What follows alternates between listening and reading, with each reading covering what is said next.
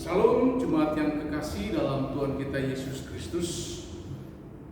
Hari Minggu ini kita boleh bersyukur dalam keberadaan hidup dan keluarga yang ada, karena kita masih dilayakkan untuk memuliakan nama Tuhan, pujian.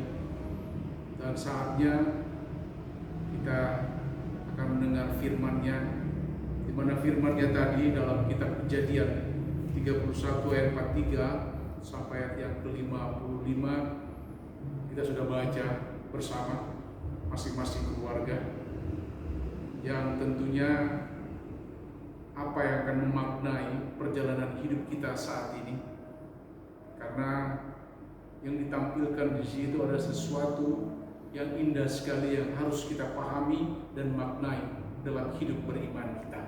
Nah, jemaat yang kekasih, saya mau katakan lewat teks bacaan kita itu tadi untuk memaknai kita bahwa seringkali kita umat manusia, Bapak Ibu dan saudara-saudara, mudah untuk berjanji, mudah pula yang tentunya untuk mengingkari. Nah, mungkin mau saya katakan itu juga potret kita sebagai manusia saat ini, yang kerap kali mungkir, yang kerap kali ingkar dari janji kita sendiri. Nah, kenapa demikian? Karena dalam keseharian kita mungkin sering membuat suatu janji, mulai dari janji yang kecil sampai yang sifatnya sangat serius.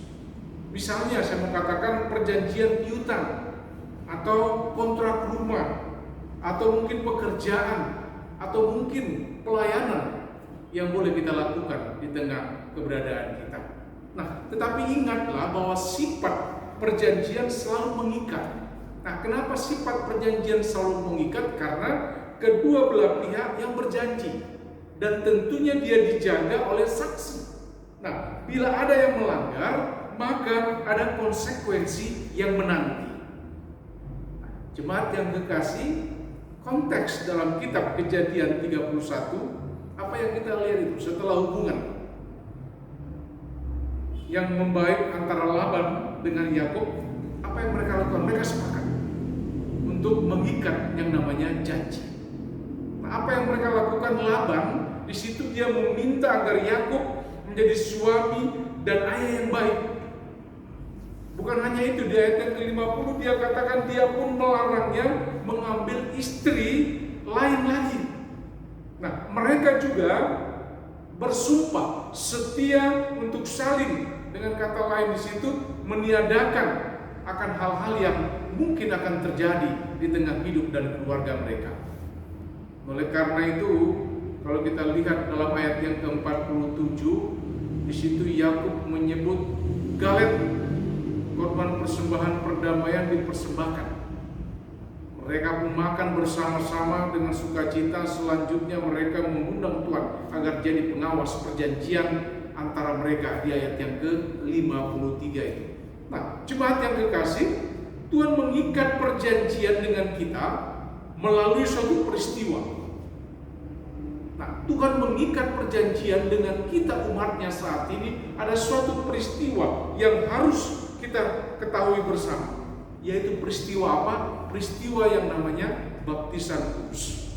Nah, dalam perjanjian tersebut, apa yang terjadi? Dia memberikan anugerah keselamatan kepada Bapak, Ibu, dan saya. Dia berjanji akan menolong kita dalam kehidupan sehari-hari. Lalu bagaimana dengan kita? Apa yang harus kita lakukan terhadap perjanjian kita dengan Tuhan itu? Jawabnya tentu sederhana yang saya mau katakan, hiduplah di dalam kesetiaan dan juga ketaatan. Nah, namun menjadi pertanyaan kita, apakah kita setia? Nah, sejujurnya kita sering mengumbar janji kepada Tuhan. Janji tinggal janji. Berbagai pergumulan hidup silih berganti. Misalnya kesibukan, masalah keuangan, masalah keluarga kerap membuat kita lupa. Bahkan kita meninggalkan Tuhan dengan berbagai macam alasan. Oleh karena itu kita diingatkan di sini, mari kita terus memperbaiki akan kehidupan kita bersama dengan Tuhan. Karena tentunya yang saya mau katakan, kalau kita baca teliti tadi, dalam ayat-ayat bacaan kita ini akan menunjukkan banyak sekali pertanyaan dalam hidup kita.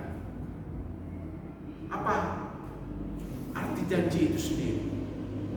Dalam hal apa saja kita sering kali berjanji dalam hidup ini? Atau apakah janji itu sering kita tepati atau kita abaikan? Atau mengapa kita sering kali meminta orang lain meminta kita untuk berjanji? Atau pertanyaan muncul, untuk apa kita juga berjanji? Berjanji sering kali digunakan orang untuk lari dari masalah yang sesungguhnya. Atau dengan kata lain saya katakan, mungkin konteks hidup iman kita sebagai orang percaya. Oh, tahun ini saya berjanji untuk rajin beribadah. Oh, tahun depan saya ingin serius untuk melayani Tuhan dalam hidup yang ada. Tapi ketika persoalan hadir terbentur dalam perjalanan hidup, janjinya lupa. Janji tinggal janji yang saya katakan tadi. Nah, berjanji seringkali menjadi alasan untuk menyenangkan orang yang kita janjikan, atau agar orang tersebut tidak banyak menuntut. Itu yang terjadi dalam hidup manusia. Janji diucapkan bukan dengan semangat untuk menepatinya. Alih-alih dia menjadi alasan semata-mata. Karena itu yang terjadi dalam hidup manusia. Tapi dalam konteks bacaan kita ini, jemaat yang dikasihi, banyak orang Kristen menggunakan kata dalam artian itu, ya mudah-mudahan saya bisa melaksanakan. Ya mudah-mudahan tahun depan, oh besok saya bisa melaksanakannya.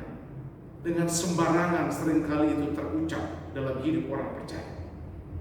Untuk mau menunjukkan ketidakseriusan dalam janji dia, tanpa mengetahui bahwa apa yang dia ungkapkan, apa yang dia keluarkan dari mulutnya itu melibatkan Allah dalam janji atau sumpah yang dia ucapkan.